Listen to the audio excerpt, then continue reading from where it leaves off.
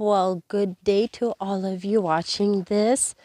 I decided to do a follow-up from last night's video short and from this snowstorm that we had. The sun is just now coming out, so it's a lot easier to see. I was going to do it this morning, but it wasn't partial to filming. So it is absolutely gorgeous this morning, and it's already starting to melt. Due to the fact that Southern Europe has had so much warm weather to just recently, the ground is still really warm, and you can see where it's already thawing out.